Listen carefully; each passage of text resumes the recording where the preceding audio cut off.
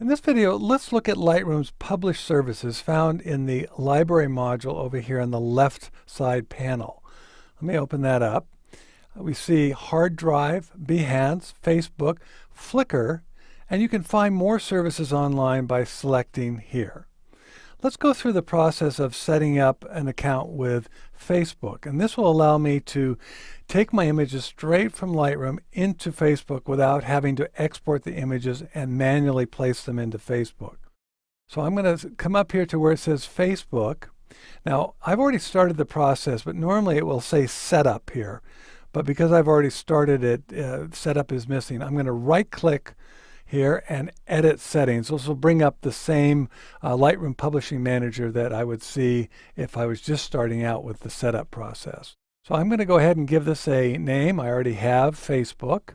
I have not authorized this yet to go on to Facebook, and all these different services require you to authorize a relationship between Lightroom and their service.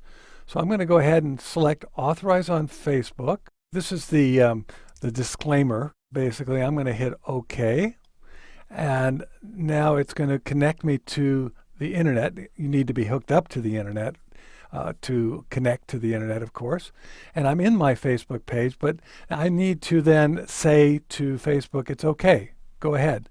And I'll do that by selecting Connect. And now it says here, I've successfully connected my device with Facebook.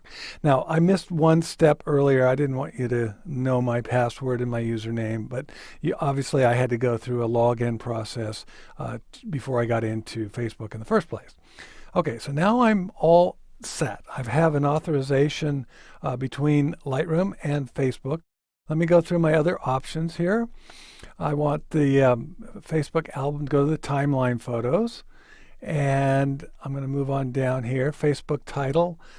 Set Facebook title using IPTC title. I'll go ahead and use that. I could use file name or just leave it blank. When updating photos, I want to leave the existing title.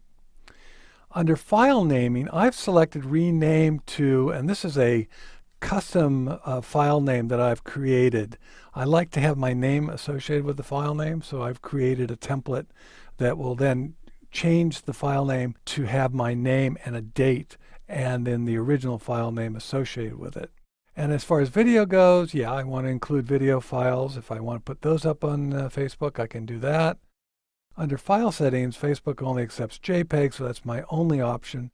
If you're using another service such as SmugMug, you'll have other options under image format. I'm going to go ahead and select quality, just leave it at 80, that's the default.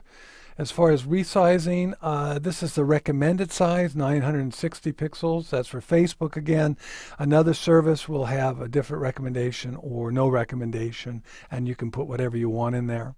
Output sharpening, I'll go ahead and give it a little bit of output sharpening for the screen because that's where it's going to be seen on Facebook. Amount, I'll go ahead and use a standard amount.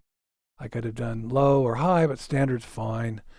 Under metadata, include all metadata. If I want, I could just include the copyright only. That's the most important part, in my opinion. So I think I'll go ahead and select that. Now, if I select all metadata, I do have the option to remove location information, which frankly is a really good idea, especially if your camera is including GPS information. There's a privacy issue here.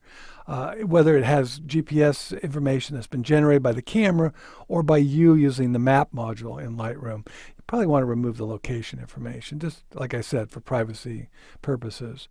Now, as far as watermarking goes, I've created a custom watermark with my copyright symbol in my name. I'll go ahead and use that. And then when I'm set, I can then go ahead and select Save. If I want to delete a service, I just delete it over here on the left side by selecting the service and then Remove. All right, so I'm going to hit Save. Okay, so now I'm ready to publish to Facebook. It's really simple. I select an image over here in the grid view. I click and I drag it into the timeline photos, and now it's ready to be published. It hasn't been published yet. If I right click here, I can select Publish Now, which I'll do.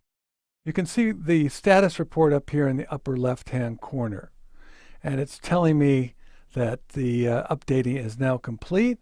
The photograph should be on Facebook. Let's go ahead and go over to Facebook and see if it is or not. Let me go to my photos. Let's go to the timeline because that's where it should be published. So there you go. Now it's published on Facebook. Let's go back over to Lightroom, and you can see under timeline photos it's been published. And if we look over here under comments on the right side panel, it says no comments, but let me go ahead and see if in the short time that I've posted it till now we've gotten any comments. I'm going to click on this little arrow right here. It says refresh comments.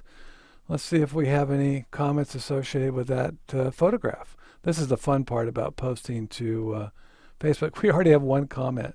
That's quick. Okay, birthday tattoo. Well, maybe. So you can see how easy and actually how fun it is to post images directly from Lightroom into Facebook, but you can post them into any of the other services, your favorite services if you want.